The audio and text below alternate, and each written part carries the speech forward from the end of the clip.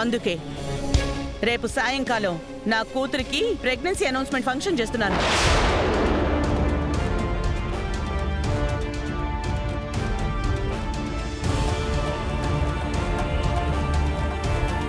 మరిది గారు, రేపా ఫంక్షన్కి కావలసిన ఏర్పాట్లు మీరు చేస్తారా లేక నన్నే చేసుకోమంటారా? లేదు రేవదిన, నేనే ఏర్పాటు చేస్తాను.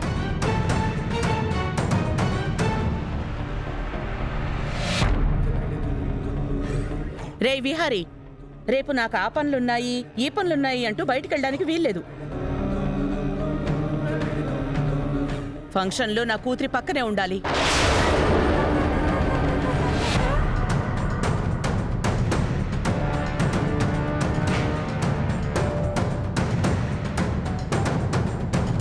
ఉంటాళ్లే పద్మాక్షి, వాడి భార్య ఫంక్షన్ ఉంటే వాడెక్కడికి వెళ్తాడు? నానా, నీ సమక్షంలో అందరికీ చెప్తున్నాను,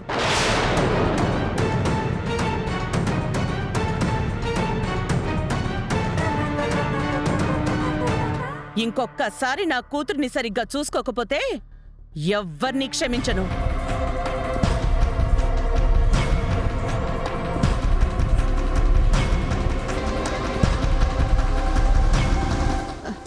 సహస్ర, రామ్మ కూర్చో, భోజనం చెయ్యి.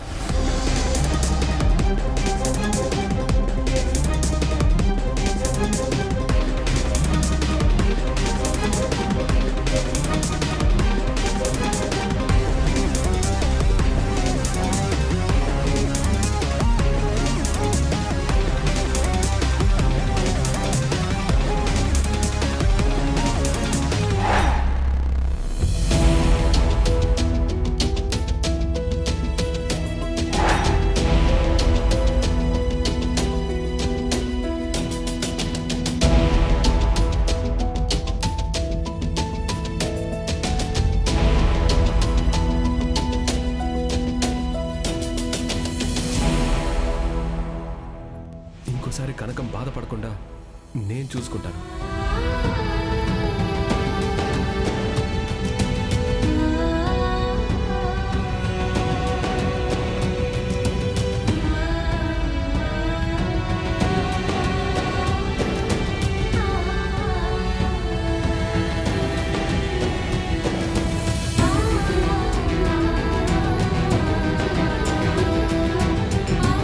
సహస్రా,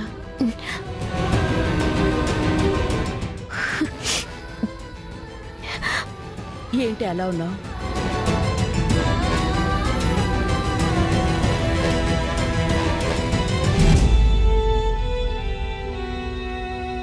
నువ్వలా ఉండొద్దు సహస్రా.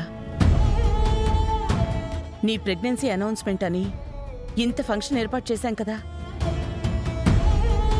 రేపు విహారిని ఆ ఫంక్షన్లో ఎలాగైనా ఇరికించి మ్యారేజ్ సర్టిఫికేట్ పేపర్స్ మీద సంతకం నేను చేయిస్తాను. ఒక్కసారి విహారి గనక మ్యారేజ్ సర్టిఫికేట్ మీద చిన్న సంతకం పెడితే చాలు. అమ్మా, బావ సంతకం పెడతాడా? 3 ముళ్ళు వెయ్యమంటేనే 2 ముళ్ళు వేసినవాడు అంత తేలిక సంతకం పెట్టడేమో. సహస్రా, ఫంక్షన్లో అందరూ ఉంటారు, అందరి మధ్యలో సంతకం పెట్టేలా విహారిని నేను లాక్ చేస్తాను. దాంతో ఎలాగైనా సరే విహారీ సంతకం పెట్టాల్సిందే. అందరి ముందు మ్యారేజ్ రిజిస్ట్రేషన్ పేపర్స్ మీద సంతకం పెడితే చాలు. అప్పుడు విహారీ మన గుప్పిట్లో ఉన్నట్టు. ఎవరు ఏం చేసినా విహారికి భార్యవి నువ్వే. అమ్మా, అయితే రేపు మనకి చాలా ఇంపార్టెంట్. బావ చేత ఒక్క సైన్ చేస్తే చాలు, ఆ లక్ష్మిని కూడా చట్టపరంగా బావ నుంచి దూరం చేయొచ్చు. అవును, వాడు ఎలాగూ చెప్పేలా కనిపించట్లేదు. మీ అత్తయ్య కూడా నోరు మెదపడం లేదు.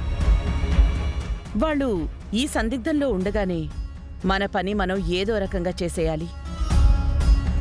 అప్పుడే రేపటి రోజున వాళ్ళు ఏమీ చేయలేక, నా మాటకి ఎదురు చెప్పలేక, సంతకం పెట్టడానికి ఎదురు తిరగలేక ఆ లక్ష్మిని వాళ్ళ ఊరికి పంపించే పరిస్థితి వస్తుంది. అప్పుడు నీతో విహారీ కాపురం చేయక ఏం చేస్తాడు?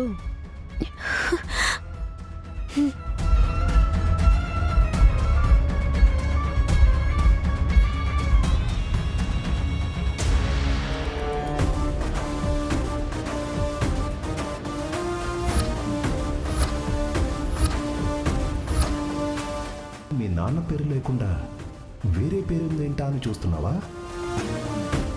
నీ స్టోరీ లాంటిదేరా మీ అమ్మది కూడా.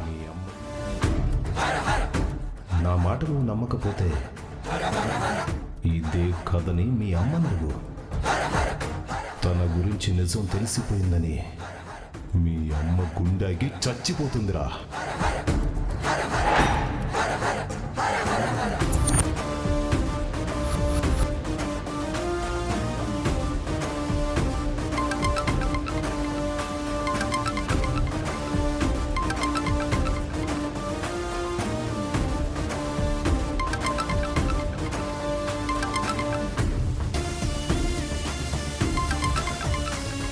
అన్నోన్ నంబర్ నుంచి ఫోన్ వస్తుందంటే వాడే ఫోన్ చేస్తున్నాడు.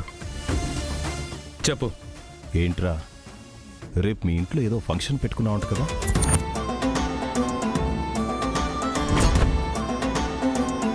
రై, 10 నిమిషాల క్రితం అనుకున్నది నీకెలా తెలిసిందిరా? నువ్వెక్కడి నుంచి మా మాటలు వింటున్నావు? చెప్పాను కదరా, నేను నీ నీడనని. నువ్వు ఏం చేసినా నాకు మొత్తం తెలిసిపోతుంది. ఇప్పుడెందుకు ఫోన్ చేసావో చెప్పు. రేపు నువ్వు ఆనందంగా ఫంక్షన్ చేసుకుంటూ ఉంటే నాకు కడుపు మంటగా ఉందిరా. ఎదుటి వాళ్ళ ఆనందాన్ని చూడలేని వాళ్ళని సైకోలు అంటారా? నువ్వు పెద్ద సైకోలా ఉన్నావు. వెళ్ళి మంచి పెద్ద సైకాట్రిస్ట్కి చూపించుకోరా. ఏంటి, నన్ను చంపేయాలన్నంత కోపంగా ఉందా? ఇదే కోపం, ఇదే ఆవేశం ఏళ్లకు ఏళ్లుగా భరించాన్రా. మీరు సంతోషంగా లేకుండా చేయడమే నా ఎజెండా. రేయ్, రేపు నీకు ఫంక్షన్లో ఒక సర్ప్రైజ్ పంపించబోతున్నాను.